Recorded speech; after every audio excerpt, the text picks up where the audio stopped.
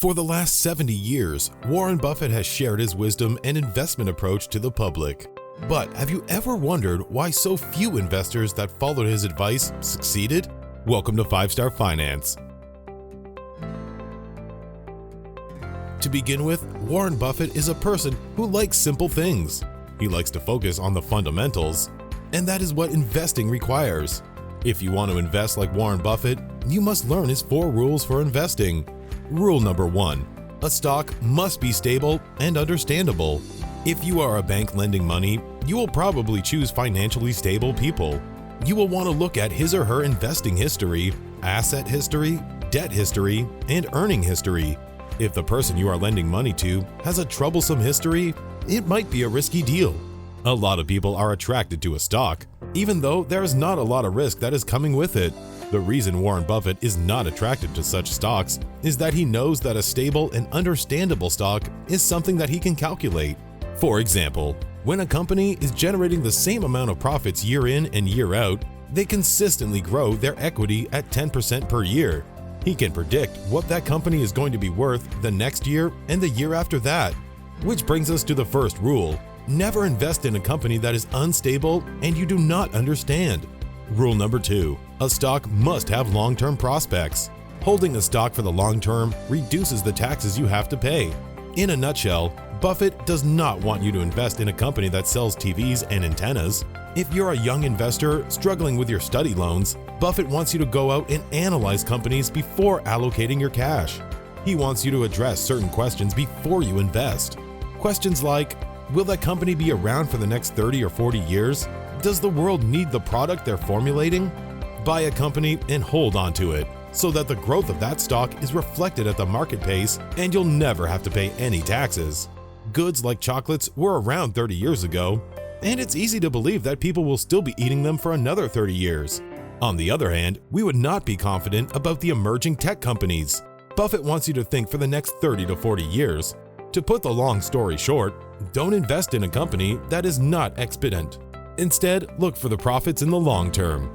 Rule number 3. A stock must be managed by vigilant leaders.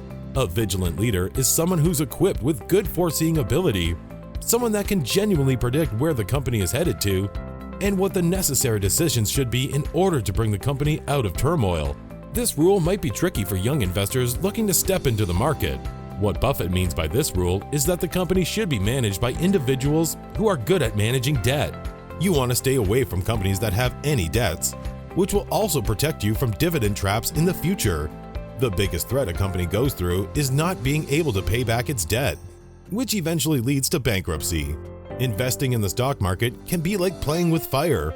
Companies usually borrow money to invest, and nobody knows whether the investment will be fruitful or not. What makes the debt worse is the interest that comes with it. What Mr. Buffett wants young investors to understand is that not every company that looks profitable will generate profits. Invest in the companies with vigilant leaders. The leader or the owner should make sure the company is not running on more debt than it can easily afford. One important ratio that can show a company's debt level and is easy to calculate is the debt-to-equity ratio. Let's say you have a $100,000 house, and to purchase it, you paid $60,000 in cash, which is the equity, and borrowed $40,000 from the bank, which is your debt. Your assets are worth $100K in total. The debt is $40K and equity is $60K as stated earlier. In this case, your debt-to-equity ratio will be the $40K in debt to your $60K in cash, which will be 0.67. These ratios are useful for someone just starting up with investing and is trying to understand the dynamics. They also come in handy to analyze the debt a company is under, which can help you target your stock. Rule number 4. A stock must be undervalued. The ability to predict the uprising or downfall of a company depends largely on the philosophy of value investing. Warren Buffett always looked for companies that would prove beneficial in the long run. Short-term hikes in the return rate might feel easy on the eye, but they can result in adverse consequences after a few years. Before putting your money in, calculating and ensuring the margins of revenue is important. Never buy a stock that is overvalued. You must look for stocks that are not overvalued. Warren Buffett wants you to step in, analyze the company, and estimate what the intrinsic value of a stock is. So if you determine that a stock is worth $50, You always want to buy the stock for a price below its value. Let's say $40 is what you are comfortable to pay for that stock. You do not want to overpay. The name of the game really comes down to calculating the intrinsic value of the stock you are targeting. All these rules must be met with before you're stepping into the market to target a stock.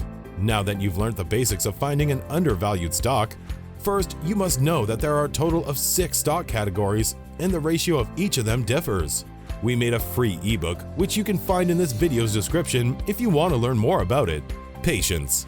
Warren Buffett's investing principles are read extensively throughout the world, but one of his core teaching is to invest in yourself. Working on yourself can help you a long way in your journey to financial independence.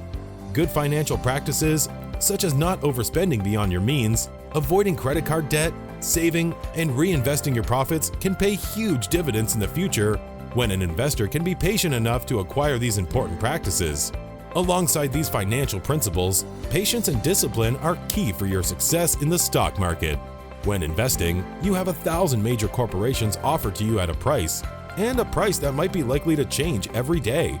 The pitcher will keep throwing balls towards you. In real baseball, you either swing your bat or you strike out. In investment, you will see more than 100 steel balls thrown towards you, but you don't have to swing at anything. They may look like perfect pitches to swing at, but if you don't know enough about them, you don't have to swing at anything. You can sit there and watch thousands of pitches being thrown towards you, and finally, you get one right up there. Then, you need to swing. Patience is an important tool for investing.